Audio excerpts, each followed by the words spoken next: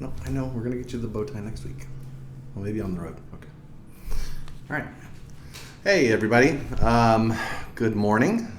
Just wanted to have one quick video send-off before we get on the road. And Brick actually specifically wanted to share his top 10 fun road trip games. Although this is his first road trip, he apparently has a list. So we are going to get to hear it today and right now. So without further ado, I will actually go down the list of Brick's favorite road trip games, and then I'll give a brief explanation of each just so that you'll have a good idea of how it works. In case you should decide you're going to go on a road trip soon, you may want to utilize a couple of these. And then maybe if you have a few of your own, feel free to share them in the comments. As always, I would much appreciate if you would hit that little subscribe button and then the thumbs up for how awesome Brick is. And here we go. So Brick's top 10 road trip games. The first one is, of course, probably not a shocker, but it's called Quiet. Basically, everyone sees how long they can be quiet, and whoever speaks first loses. This is an especially fun game to play with kids. If you need a little downtime. It doesn't always have to be kids, though. For sure. The next game is Alphabet, where you take turns going through the alphabet, and each player needs to find the next letter either on something in the car or on a license plate or a road sign. The third one, which is one of my favorites, is called 6 Degrees of Separation, also known as 6 Degrees of Kevin Bacon. And basically, this is where you pick 2 people in the world and you try to connect them by 6 people or less.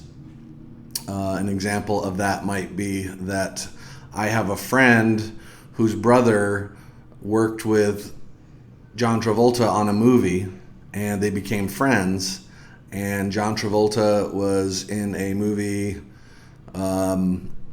with Kevin Bacon. I can't remember the name of the movie now, so I just ruined it. Never mind. Anyway, so the idea though is obviously you do 6 degrees of separation. It could just be that I can get myself to John Travolta in this case, or I could blow it and try and connect it to Kevin Bacon without being prepared like I just was. So there you have it. Enjoy. But I do like that game a lot. Name That Song is number 4. This is where one person says a popular song lyric, but you have to do it in a completely deadpan voice.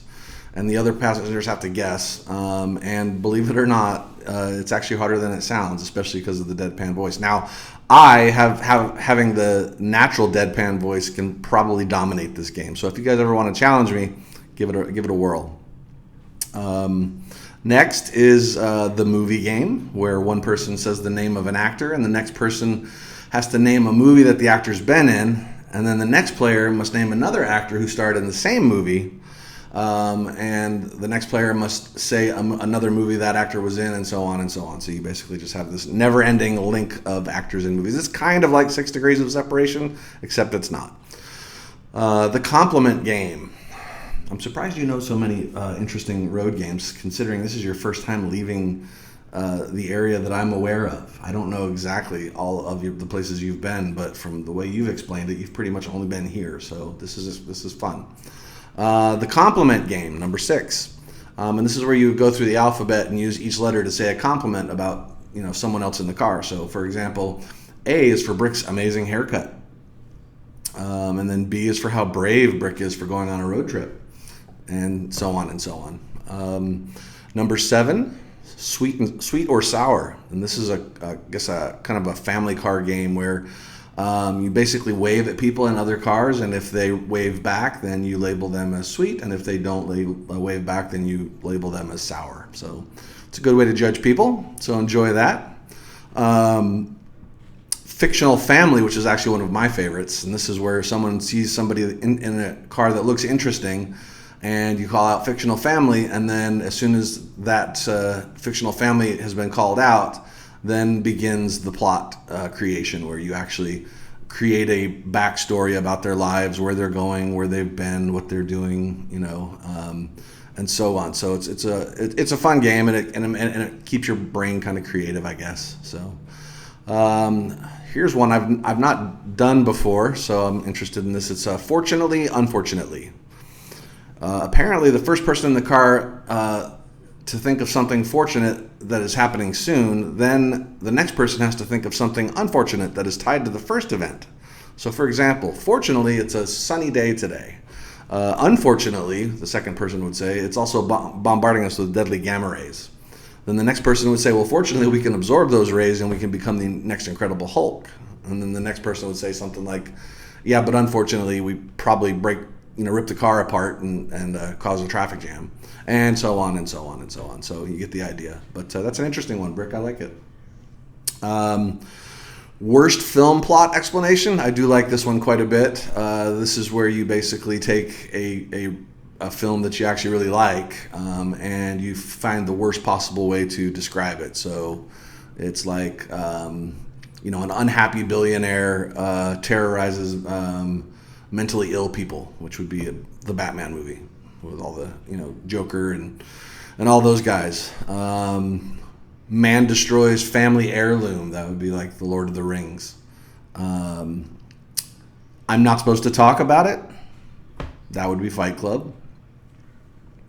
And then, a boy becomes friends with a monk, goes into space, kisses his sister, and kills his dad.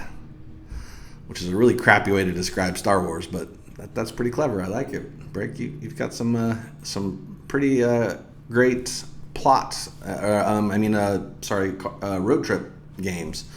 So I believe that's all 10 of them. How about that? Nicely done, sir. So we're getting ready to head on the road.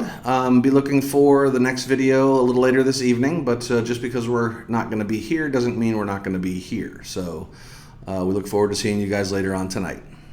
Have a good day, and and by the way, I'm letting my road trip beard grow in nice and heavy, so it'll help keep me warm as we travel through the freezing cold southeast. I'm just kidding, of course. It's probably like 75 degrees outside. Anyway, talk soon.